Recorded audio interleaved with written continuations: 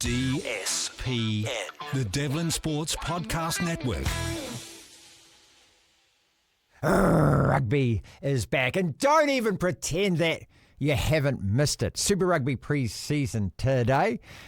And the Six Nations this weekend. That's the real contestable stuff. 3 matches as always. And the big boy is Sunday morning, New Zealand time. You might have to record this one and then get up and watch it a bit later. But to cast his expert eye over, as always, it's our good old mate from Rugby Pass and the Times Online, Chris Jones out of London. Happy New Year to you, mate. I know it's the end of January, but we haven't spoken for a while, right?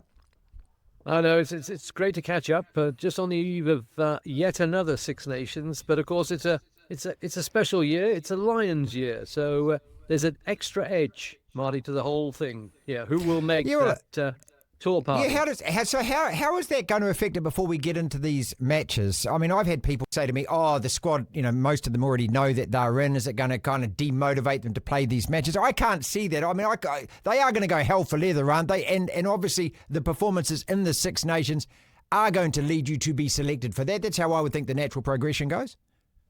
Absolutely. This will determine these matches, particularly Ireland versus England on the first weekend, just how many places England get, because Ireland are going so well, and then you've got to ask, well, the Scots are looking pretty good. How many will England get? And it's going to dominate all the way through, right to the final match, which is going to be England versus Wales in Cardiff. Great. I mean, look, just when you think about that, and even though Wales might have lost every single test match last year, and we'll talk in a second about them playing France in the opener, that match, it boils the blood, doesn't it? Just explain to us all why a match like that means so much. You've played 150 times, but why does it still mean so much? Well, particularly speaking as a Welshman, if and it could be that by the time we get there, Wales have won a game this season, given they're going into the championship having lost 12 in a row. The one game that if you could win it is a panacea for all ills, is if Wales can beat England, then everybody goes to work on Monday with a big smile on their face. There you go. And it's as simple as that. It's as barbaric as that. And it's the game that England always fear, because if they are just at a couple of % short under a closed roof, and there will be closed roofs at Cardiff for the next 2 years under agreement now, the noise will be cacophonous. It'll be amazing. And nobody likes anything better in Wales than to knock over England. And it's just going to be one of those games. It's going to be, no matter what the situation is with Wales, and that wooden spoon holders. Even Italy managed 2 wins last season. If Wales are down the bottom again, then they'll have nothing to save the season except beating England. Chris, so why are they shutting the roof? Why have they agreed to that deal? Well, I should think they're pretty bored of the story that comes out every Friday. Will the roof be closed or not? Okay. And they decided to ensure the conditions are going to be perfect for rugby. And we are trying to sell a product here to the world that there will be perfect conditions. A bit like Dunedin, that you guaranteed a winless, rainless match. And there you go. Hey, if teams want to play the sort of rugby that's going to get people out of their seats, then why not? All right, underway tomorrow, New Zealand time. A great time to watch a game of rugby here down this part of the world. 9:15 kickoff over breakfast, and that is Wales against France. And we always expect France and Ireland, or most recently, to dominate this competition. Warren Gatland under so much pressure.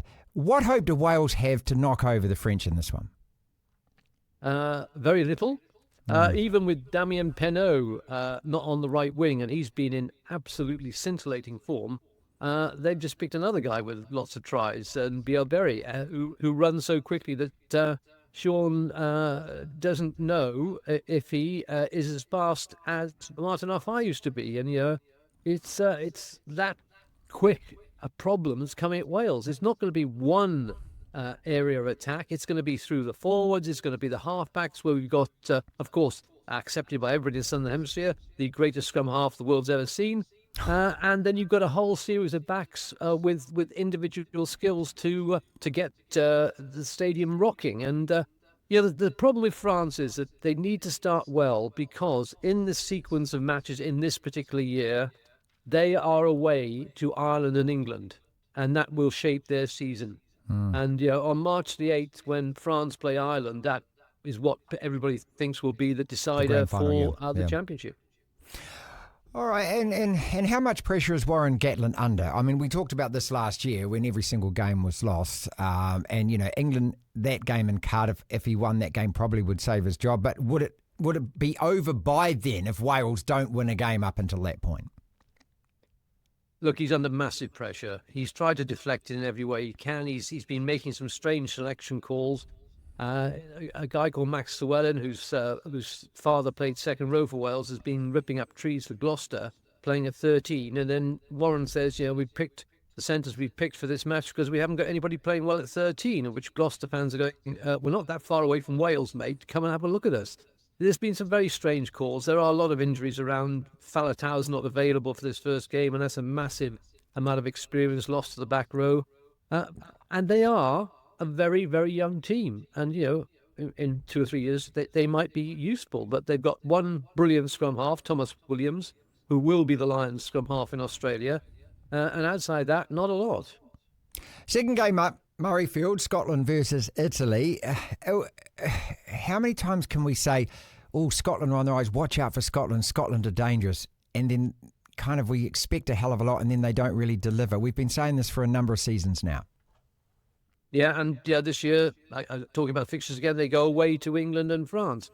So, if they're going to win a championship, this is a pretty hard year to do it in. And they are good. They're a good team. The Glasgow Warriors have been doing really well in the United Rugby Championship. And, they've got some quality players. Finn Russell is playing out of his skin at the moment. I saw him last weekend playing for Bath. And, they've got all the bits and pieces to be a very successful team. What they don't have yet is you would argue, is the confidence to go and win 5 matches. And they are a team that has better strength and depth at the moment. But, Italy beat them last year. Italy come to Murrayfield, their teams are going well. Benetton have just qualified for the last 16 of the European Cup. And, Zebre even won over in Ireland last weekend. So this is not a pushover for the Scots. And, the Scots really have to prove to us that they're the real deal. And they haven't done that yet. Yeah. They've got to do that by winning successive matches, don't they? It's no good with just a one-off performance, because even against South Africa last year, they performed well. Obviously, they lost that game. But, I just kind of think they're teetering, they're on the brink, but they're going to have to win 2, 3, 4 matches. As far as the blockbuster this weekend goes, as you mentioned, Dublin, Ireland versus England. And we've been talking over recent weeks, Tony Johnson on the podcast, as well as Justin Marshall as well. Are the Irish dipping a little? We've got to play them, obviously, in Chicago later in the year. They've been that number one team, but I don't know. Down here, we're getting a feeling that perhaps that mantle's just slipping a little. Is that the same feeling up there? No. No. Okay. The 23, right. Maybe we're just talking to ourselves. The 23 players picked for England include 16 from Leinster, who have been the outstanding team in Europe, apart from Toulouse. And those Leinster boys are used to winning. And they've now got Prendergast playing at outside half, who looks like a young Johnny Sexton, but is quicker and has a better sidestep. And if he comes of age against England, then you can say that Ireland will be favourites to win again the championship. And the Prendergast will be putting a big bid in to be the Lions outside half if Finn Russell doesn't have the greatest of seasons. So this is, it is a massive game. Look, England going to Ireland. Is, England somehow snatched a drop goal win against Ireland at Twickenham last year. Well, they played well that day. That was their best match. Yeah, it was. Yeah, that was their best match. But since then, all they can beat is Eddie Jones's mate, Japan. Well, they weren't too far off against us, the width of a post, and against Australia, remember, in the last minute. I actually think they're going to surprise. I think this England team, I'm not going to say on the rise, but I think they might surprise. Well, look, they have decided to go down the route of playing a very fast game. They've picked a back row of the Curry twins, Ben and Tom, and Ben Earl. Now, that means they've given up the lineup. Basically, they've only got 2 jumpers to the lineup because those 3 do not win lineup ball.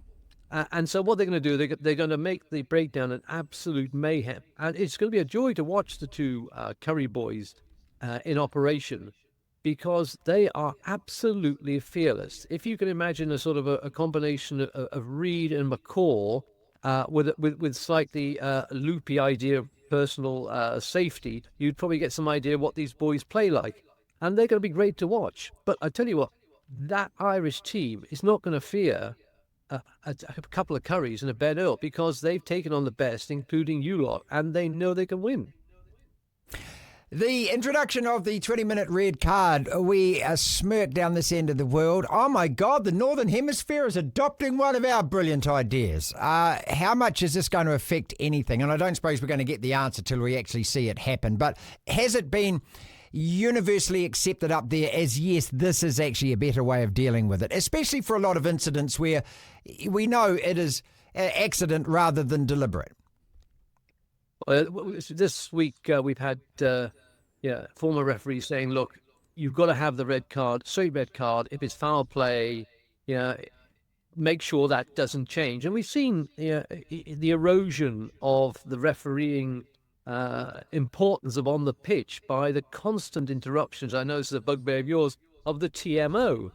And it's been through the European Cup. We've seen an awful lot of instances where the TMO's just said, hold on, have a look at this. And play's been going on. No one's noticed anything's gone on. So the 20-minute red card, people are hoping it doesn't disfigure as many games, having somebody off in the first 3 or 4 minutes and that team playing for 14 men. But we must ensure that we don't then downgrade offences which are normally straight reds. 100%. And 100%. We have to show some steel in that. We can't allow that sort of erosion of really difficult decisions the referee has to make. Let him make them. If he thinks it's a red card, it's a red card. That's great. That's what the referee's there for. I really don't like the idea that we're going to refer more and more to the bloke sitting in that van with the title of TMO, because there are good referees out there. Let them referee.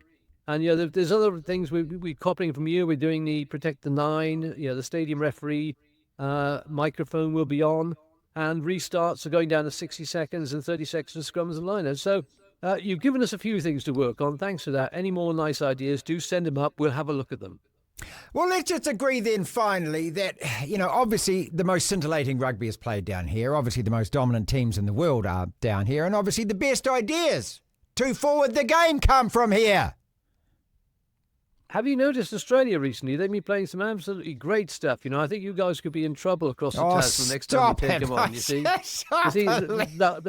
tectonic shifts of rugby are shifting, and you guys should be worried about Australia and Joe Smith. That's all. That's what you should be concentrating on. Let us get on with our jewel in the rugby crown, which is the Six Nations. I'll leave you with this then. What is more chance of happening? The All Blacks beat the Springboks twice in New Zealand this year, or Australia win the series against the Lions? What is more chance of happening? You guys have got more chance of beating the Boks. DSPN.